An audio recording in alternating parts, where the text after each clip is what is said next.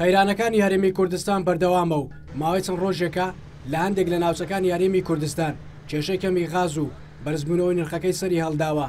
بە جۆرێک لە هەندێک ناوچە نرخی 1 بوتڵ غاز بۆ 12,000 دینار برز بۆتەوە، لە کاتێکدا پێشتر بە 7,500 دینار بووە. وار بەس هەزمە غازی نییە لە کوردستان. با من زۆر معلوماتیشم نییە لەسەر ئەوەی ئەو کێشەوە دەبی لە وەزیری سامان سروشتەکان پرسی. نازانم کێشەی نازانم. بەس ئەمە ڕۆژانە دەینین نارین لە هەولێرە بێتە هەزمە بەهیچ ناوەچی. لە شاری هەولێر ماوەی چەند ڕۆژێکە نرخی بوتڵی غاز لە نێوان 8 بۆ 11,000 دیناردایە و نرخەکەی جێگیر نییە. قایمقامی ناوەندی هەولێریش دەڵێت بۆیە ئەو شەپۆلە سەرمایی ڕووی لە هەرێم کردووە لە کۆمپانیای داناغازەوە کە لە ناوچەی قادرکەرم غاز بەرهەم دەهێنێت. ماوەی 2 ڕۆژە هیچ بڕەغازێکیان پێ نەگەیشتووە، بەڵام ئێستا کێشەکە چارەسەر کراوە. ئێمە بەداچنەوەمان کردێ بەردەوام تەسیقمان لەگە کارگای غازی هەولێر هەیە.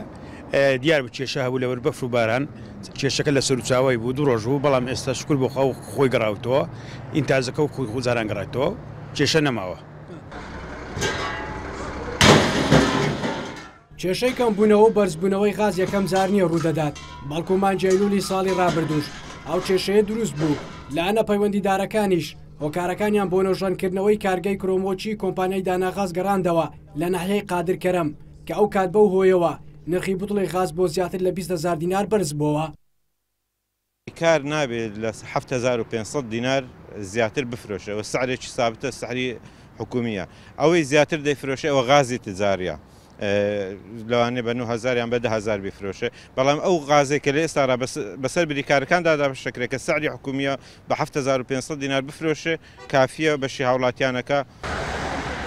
هاوڵاتیانی هەرێمی کوردستان لە ئێستادا بەدەست قەیرانی دارایی و دوعکەوتنی موچەوکەمی کارەبا و خراپی خزمەتگوزاریەکان دەناڵێنن کە ئەوە ژوا دەکات دروستبوونی هەر قەیرانێکی دیکە هێندەی تر بارگرانی زیاتر بکەوێتە سەر هاوڵاتیان.